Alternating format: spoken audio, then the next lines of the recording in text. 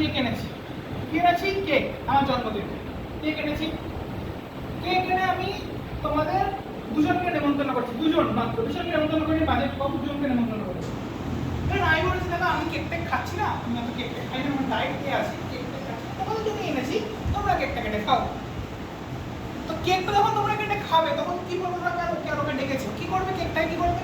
ও বলবে যে ভাই দেখ আমরা দুজনে আছি, আর তো কাউকে নিতে হবে না, চল আমরা 50% করে খাই। বলি তোর 50 আমার 50, তাহলে কেকটাকে কেটে দেবো 50-50।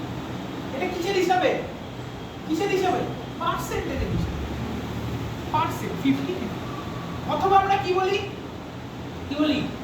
উই হ্যাভ, তাহলে যেটাই তার দুটোর মানে কি দাঁড়ালো, সেম কি সেম না? যদি আমি বলি 50-50 করে আমি খাবো, আর যদি আমি বলি হাফ করে খাবো, তাহলে দুটোর মানে আমার কি দাঁড়ালো?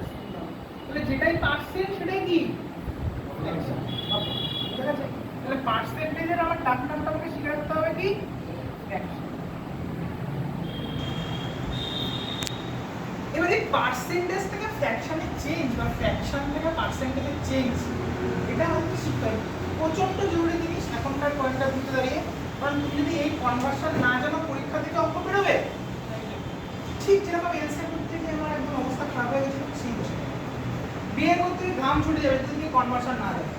দেখো যখন পার্সেন্টেজ থেকে আমাদের ফ্র্যাকশনে যেতে হয় তখন আমরা কি করি, যে আমার এখানে যত পার্সেন্টেজ থাকবে কেন, 100, 50, 20, 25, 20 যা পার্সেন্টেজ থাকুক না কেন, আমি এটাকে কি করে দেবো, 100 দিয়ে ভাগ করব। কি করব, 100 দিয়ে ভাগ করব।